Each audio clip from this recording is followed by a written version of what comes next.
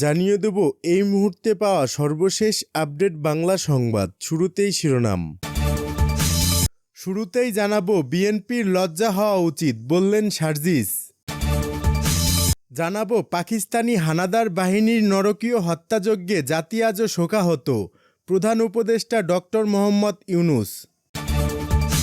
থাকছে আবারও যুক্তরাষ্ট্র থেকে বাংলাদেশের কড়া বার্তা এবং দেশের বর্তমান পরিস্থিতি নিয়ে সেনাপ্রধানের স্পষ্ট বার্তা। শুনছিলেন সংবাদ শিরোনাম, এবার বিস্তারিত। প্রিয় দর্শক, আপনি যদি এই চ্যানেলে নতুন হয়ে থাকেন, ভিডিওটি দেখতে দেখতে চ্যানেলটি সাবস্ক্রাইব করে এবং ভিডিওটিতে একটি লাইক দিয়ে সাথেই থাকুন। আর হ্যাঁ প্রিয় দর্শক, জানিয়ে দিন ভিডিওটি কোথা থেকে দেখছেন। বিএনপির লজ্জিত হওয়া উচিত বললেন সার্জিস। নোয়াখালীর হাতিয়ায় জাতীয় নাগরিক পার্টির জ্যেষ্ঠ যুগ্ম সমন্বয়ক আব্দুল হান্নান মাসুদের পথসভায় বাধা ও হামলার ঘটনায় বাংলাদেশ জাতীয়বাদী দল বিএনপির লজ্জিত হওয়া উচিত বলে মন্তব্য করেছেন দলটির উত্তর অঞ্চলের মুখ্য সংগঠক সার্জিস আলম। মঙ্গলবার সকাল 9টা 30 সামাজিক যোগাযোগ মাধ্যম ফেসবুকে একটি পোস্টে একথা বলেন তিনি। প্রিয় ভিউয়ার্স, আপনাদের সুবিধার্থে পোস্টটি হুবহু তুলে ধরা হলো। গতকাল আমার সহযোদ্ধা আব্দুল হান্নান মাসুদের উপরে বিএনপির কিছু নেতাকর্মীর দ্বারা যে হামলা হয়েছে, এটার জন্য বিএনপির লজ্জিত হওয়া উচিত। বিগত 16 বছরে স্বৈরাচারী আমলে দল হিসেবে বিএনপি সবচেয়ে বেশি অন্যায় এবং জুলুমের শিকার হয়েছে। অতঃপর হান্নান মাসুদের মতো কিছু অকুতোভয় আপসীন সাহসী তরুণদের হাত ধরে ছাত্র জনতার ঐক্যবদ্ধ প্রচেষ্টায় বিএনপি সহ বাংলাদেশের রাজনৈতিক দলগুলো সেই স্বৈরাচারী দুঃশাসন থেকে মুক্তি পেয়েছে। এই কৃতজ্ঞতা বোধটুকু বিএনপি সহ অন্যান্য রাজনৈতিক দলের সবসময় থাকা উচিত। এই মুহূর্তে বিএনপি বাংলাদেশের সবচেয়ে বড় রাজনৈতিক দল, এজন্য তাদের দায়িত্ব, দায়বদ্ধতা এবং কর্মযজ্ঞ সবচেয়ে বড় হবে, এটাই স্বাভাবিক। শুধুমাত্র বিরোধী দল হওয়ার কারণে বিগত 16 বছরে বিএনপি কী অন্যায়, অত্যাচার এবং জুলুমের শিকার হয়েছে তার একটা সারসংক্ষেপ বিএনপির পক্ষ থেকে তাদের সারা দেশের নেতাকর্মীদের কাছে যাওয়া উচিত।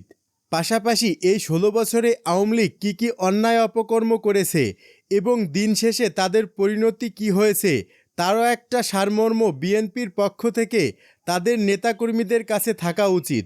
তাহলে তাদের বর্তমান আমলনামা কোন দিকে যাচ্ছে এবং সেটার পরিণতি কী হতে পারে সেটার একটি তুলনা তারা সহজে করতে পারবে।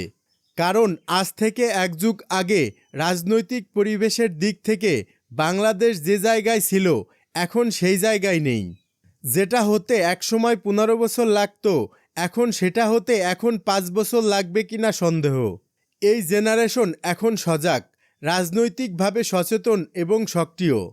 তাই বিএনপি সহযোদ্ধাদের পরামর্শ থাকবে এই সময়ের জেনারেশনটাকে আর একটু সিরিয়াসলি নেবেন। আর যারা সন্ত্রাসী কায়দায় অভ্যুত্থানের অন্যতম কারিগরের উপর এই হামলা করেছে তাদের দ্রুত গ্রেপ্তার এবং বিচার চাই। পাকিস্তানি হানাদার বাহিনীর নরকীয় হত্যাযজ্ঞে জাতি আজও শোকাহত, প্রধান উপদেষ্টা ডক্টর মোহাম্মদ ইউনূস। কাল রাতের সকল শহীদদের স্মরণ করে প্রধান উপদেষ্টা অধ্যাপক ডক্টর মোহাম্মদ ইউনূস বলেছেন, 1971 সালের এই দিনে পাকিস্তানি হানাদার বাহিনী ঢাকাসহ সারা দেশে বিশ্বের বর্বরতম হত্যাযজ্ঞ চালিয়েছিল। নারকীয় এই হত্যাযজ্ঞে জাতি আজও শোকাহত। গণহত্যা দিবস উপলক্ষে এক বাণীতে তিনি আরও বলেন, 71-এর মার্চের দিনগুলোতে বাংলাদেশ যখন আন্দোলনে উত্তাল, তখন 25 মার্চ সন্ধ্যায় গণসহযোগ আন্দোলনের মধ্যেই স্বৈরশাসক ইয়াহিয়া গোপনে ঢাকা ত্যাগ করে। সেদিন মধ্যরাতে পাকিস্তানি সৈন্যরা অপারেশন সার্চলাইট পরিচালনা করে ঘুমন্ত নিরস্ত মানুষের উপর ইতিহাসের নৃশংসতম হত্যাযজ্ঞ চালায়। ঢাকা বিশ্ববিদ্যালয়, পিলখানা এবং রাজারবাগ সহ সারা দেশে অত্যাধুনিক অস্ত্রে সজ্জিত হানাদার বাহিনীর অতর্কিত হামলায় শহীদ হন ছাত্র, শিক্ষক, পুলিশ ও সেনা সদস্য সহ হাজারো নিরপরাধ মানুষ। তাদের আত্মদানের পথ ধরেই দীর্ঘ 9 মাস রক্তক্ষয়ী যুদ্ধের মাধ্যমে আমরা অর্জন করেছি কাঙ্ক্ষিত স্বাধীনতা। তিনি বলেন, স্বাধীনতা পরবর্তী যে বাংলাদেশ আমরা চেয়েছিলাম, সে বাংলাদেশে পতিত স্বৈরাচারের শাসনামলে মানুষের কোনো মৌলিক অধিকার ছিল না। জুলাই গণ অভ্যুত্থানে ছাত্র জনতার বিরুদ্ধে জাতি স্বৈরাচারের অত্যাচার নিপীড়নের হাত থেকে মুক্তি পেয়েছে। একটি ন্যায়ভিত্তিক সমাজ বিনির্মাণ ও আইনের শাসন প্রতিষ্ঠায় অন্তর্বর্তীকালীন সরকার মহান মুক্তিযুদ্ধ ও জুলাই গণ অভ্যুত্থানের চেতনাকে ধারণ করে এগিয়ে যেতে চায়। 25 মার্চের কালরাতে সকল শহীদদের আত্মার মাগফিরাত কামনা করে প্রধান উপদেষ্টা বলেন, নতুন বাংলাদেশ একটি শক্তিশালী, শান্তিপূর্ণ ও গণতান্ত্রিক দেশ হিসেবে গড়ে উঠবে। গণহত্যা দিবসে এই আমাদের অঙ্গীকার। আবারও যুক্তরাষ্ট্র থেকে বাংলাদেশের কড়া বার্তা। যুক্তরাষ্ট্রের পররাষ্ট্র দপ্তরের নিয়মিত ব্রিফিংয়ে আবারও বাংলাদেশের প্রসঙ্গ উঠেছে। এক সাংবাদিক প্রশ্ন করেন, বাংলাদেশে চরমপন্থী হামলা এবং সাংবাদিকদের গ্রেপ্তারের বিষয়ে যুক্তরাষ্ট্রের অবস্থান কী? তবে সরাসরি কোনো জবাব দেননি পররাষ্ট্র দপ্তরের মুখপাত্র ট্যামি ব্রুস। সোমবার স্থানীয় সময় পররাষ্ট্র দপ্তরের সংবাদ সম্মেলনে এক প্রশ্নের উত্তরে ট্যামি ব্রুস জানান, ট্রাম্প প্রশাসন এবং মার্কিন পররাষ্ট্রমন্ত্রী কূটনৈতিক সমাধানের প্রতি পুরোপুরি প্রতিশ্রুতিবদ্ধ। এভাবেই তিনি প্রতিক্রিয়া জানান। ব্রিফিংয়ে ওই সাংবাদিক প্রশ্ন করেন, বাংলাদেশ সেনাপ্রধান সম্প্রতি ইসলামপন্থী চরমপন্থী হামলার বিষয়ে সতর্ক করেছেন। সন্ত্রাসবাদের বিরুদ্ধে যুক্তরাষ্ট্রের প্রতিশ্রুতি এবং বাংলাদেশকে আফগানিস্তান পরিণত হওয়ার আশঙ্কা থেকে রোধ করতে যুক্তরাষ্ট্র কী পদক্ষেপ নিচ্ছে। তিনি আরও জানতে চান, ডক্টর মোহাম্মদ ইউনূসের সরকার সাংবাদিকদের বেআইনি গ্রেপ্তারের বিষয়ে যুক্তরাষ্ট্রের অবস্থান কী এবং বাংলাদেশে সংবাদপত্রের স্বাধীনতা নিশ্চিত করতে মার্কিন সরকার কী পদক্ষেপ নিচ্ছে। এ বিষয়ে ট্যামি ব্রুস বলেন, আমরা সবসময়ই কূটনৈতিক পরিস্থিতি গুরুত্ব সহকারে দেখি। আমরা অন্য দেশগুলোকে বন্ধু হিসেবে গণ্য করি এবং তাদের কাছ থেকে আমরা কেবল যেটি আশা করি তা হলো কূটনৈতিক সমাধান। তিনি আরও বলেন, আমাদের সৌভাগ্য যে এমন একটি প্রশাসন রয়েছে এবং একজন পররাষ্ট্রমন্ত্রী আছেন যিনি কূটনৈতিক সমাধানের প্রতি সম্পূর্ণভাবে প্রতিশ্রুতিবদ্ধ। আমাদের প্রেসিডেন্টও বিষয়গুলো গুরুত্ব সহকারে নেন এবং তিনি নিশ্চিত যে বিশ্বের সব দেশের সঙ্গে মানবাধিকার সুরক্ষিত রাখা এবং নাগরিকদের অধিকার প্রতিষ্ঠিত রাখা হবে। দেশের বর্তমান পরিস্থিতি নিয়ে সেনাপ্রধানের স্পষ্ট বার্তা। দেশের পরিস্থিতি নিয়ে বিভিন্ন গুজবের মাঝে সেনাবাহিনীর প্রধান জেনারেল ওয়াকারুজ্জামান একটি স্পষ্ট বার্তা দিয়েছেন। বাংলাদেশে কোনো জরুরি অবস্থা জারি হয়নি। তিনি বলেন, সেনাবাহিনী একটি পেশাদার বাহিনী যার কার্যক্রম সম্পর্কে সরকার এবং জনগণ উভয়ই অবগত। কিছু মহল গুজব ছড়ানোর চেষ্টা করছে, তবে এতে বিভ্রান্ত না হয়ে ধৈর্যের সঙ্গে পরিস্থিতি মোকাবেলা করতে হবে। ঢাকা সেনানিবাসের সেনা অঙ্গনে এক বিশেষ বৈঠকে সেনাপ্রধান এই বার্তা দেন।